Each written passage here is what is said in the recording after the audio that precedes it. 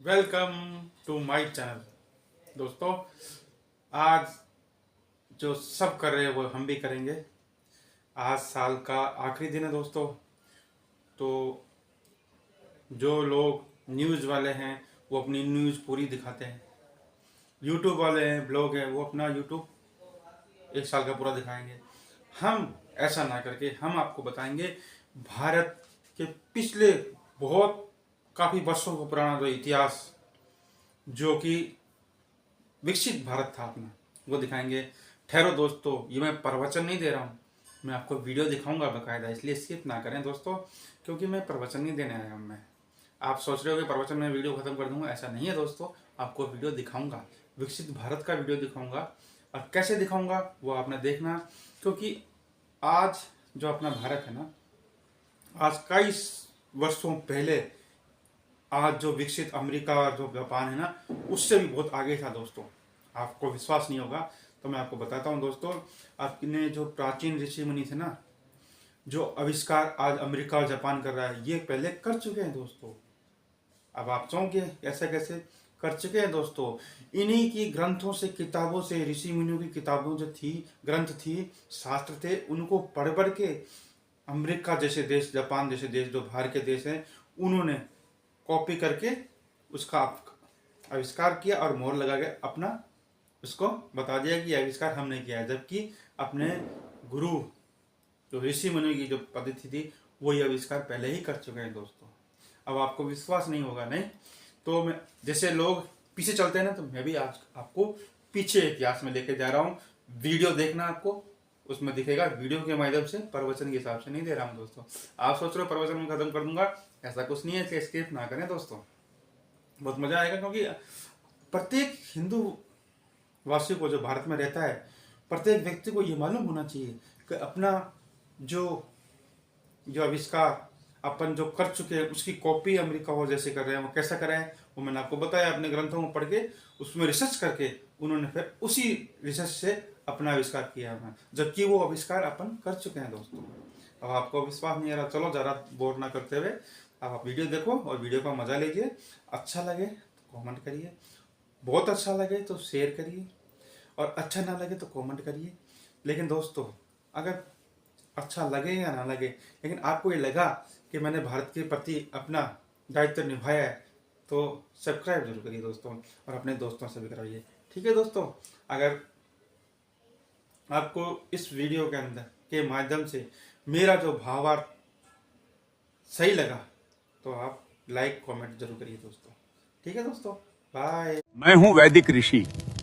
हमने इस भूमि का नाम भारत रखा राजा भरत के नाम पर, जो धर्म और साहस के प्रतीक थे। यही नाम आज तक जीवित है। मैं हूं पुराणों का भूगोलविद।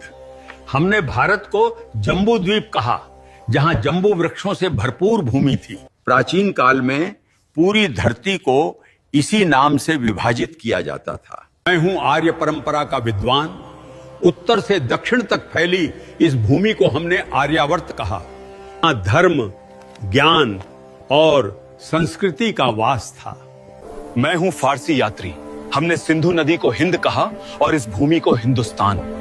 यही नाम सदियों तक चलता रहा। मैं हूं यूनानी भूगोलविद। हमने सिंधु नदी को इंडोस कहा और पूरी भूमि को इंडिया। यही नाम ब्रिटिश काल में आधिकारिक बन गया। मैं हूं प्राचीन व्यापारी। भारत की सोने जैसी भूमि के कारण हमने इसे सुवर्ण भूमि कहा। सोने, मसालों और धन की धरती। मैं हूं अरबी नाविक।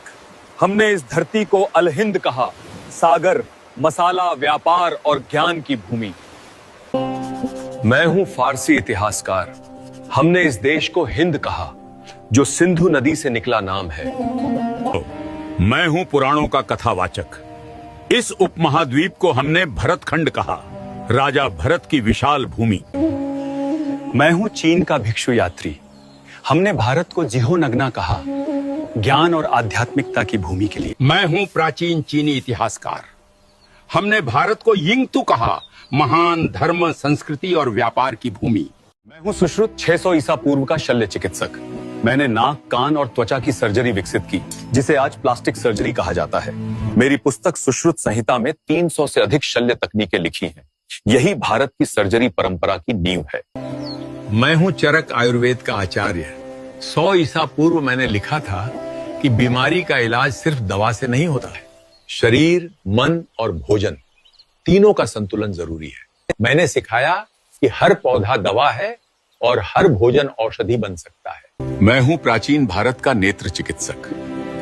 800 ईसा पूर्व हम मोतियाबिंद की सर्जरी करते थे और एक पतली सलाई से आंख की धुंधली परत हटाकर दृष्टि वापस लौटा देते थे। इस तकनीक ने हजारों लोगों की रोशनी बचाई। दुनिया में पहली कैटरैक्ट सर्जरी भारत की धरती पर हुई थी। मैं हूं कोणार्क का शिल्पकार। हमने सूर्य मंदिर को इस तरह बनाया कि हर पहिया एक सटीक घड़ी की तरह समय बताता है। आज भी सूरज की किरणें हर घंटे पर ठीक इसी कोण से गिरती हैं, बिना किसी आधुनिक गणना के। मैं हूं भारतीय वास्तुकार।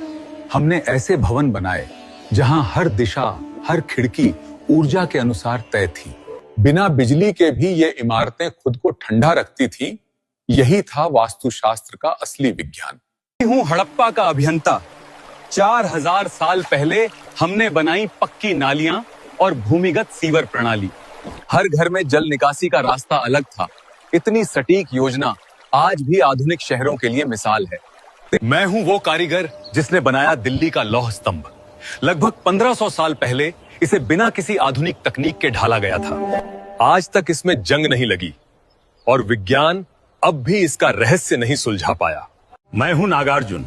मैंने रसायन विद्या को विज्ञान बनाया, धातुओं को बदलने और औषधियां बनाने की विधियां खोजी।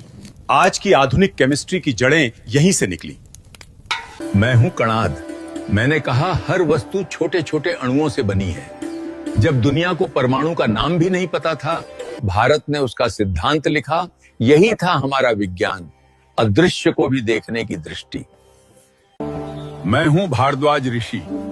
मेरे ग्रंथ विमान शास्त्र में वर्णन है कि मानव उड़ना सीख चुका था। ऐसे यंत्र जो आकाश में, जल में और पृथ्वी पर चल सकते थे। आज के वैज्ञानिक इसे एरोडायनेमिक्स का प्राचीन रूप मानते हैं। मेरा नाम है राजा राममोहन राय। मैंने 1829 में सती प्रथा को रोका ताकि स्त्रियों को फिर से जीने का अधिकार मिले। मैं हरविलास शारदा हूं। 1929 में मैंने बाल विवाह निषेध कानून बनाया ताकि बचपन मुस्कुरा सके। मैं सावित्रीबाई फुले हूँ। 1848 में मैंने लड़कियों के लिए पहला स्कूल खोला ताकि ज्ञान पर सबका अधिकार बने। मैं हूं ईश्वर चंद्र विद्यासागर। मैंने 1856 में विधवा पुनर्विवाह कानून बनवाया ताकि हर स्त्री को सम्मान मिल सके। मैं हूं मौर्य सम्राट अशोक। 3री शताब्दी ईसा पूर्व में मैंने सारनाथ पर एक धर्म चक्र की स्थापना की। मेरा धर्म चक्र जीवन, गति और धर्म का प्रतीक है। इसमें 24 तीलियां हैं साहब। हर तीली एक मूल्य दर्शाती है। इन 24 तीलियों में हैं सत्य, संयम, न्याय, करुणा और परिश्रम। ये बताती हैं कि जीवन में ठहराव नहीं, निरंतर आगे बढ़ना ही धर्म है। सदियों बाद यही चक्र भारत के झंडे में आया। 22 जुलाई 1947 को इसे राष्ट्र की गति और प्रगति का प्रतीक बनाया गया। आज यही चक्र भारत के तिरंगे में है, जिसे आप अशोक चक्र के नाम से जानते हैं। मेरा नाम आर्यभट्ट है। 5वीं शताब्दी में मैंने शून्य का विचार दिया। यही शून्य गणित और खगोल शास्त्र की नींव बना। मैं वही हूँ जिसने न्यूटन से 400 साल पहले बताया था हर वस्तु पृथ्वी की ओर गिरती है। जरा मेरा नाम बताओ कमेंट में। मैं हूँ सुश्रुत। जब दुनिया शरीर को छूने से डरती थी, तब हमने सर्जरी करना सीख लिया था। मेरा नाम चरक है। मैंने चरक संहिता लिखी, जहां हर पौधे को दवा की तरह समझा गया। मैं हूं पाणिनि। मैंने संस्कृत व्याकरण को सूत्रों में बांधा। आज भी दुनिया की कई भाषाएं उसी संरचना पर बनी हैं।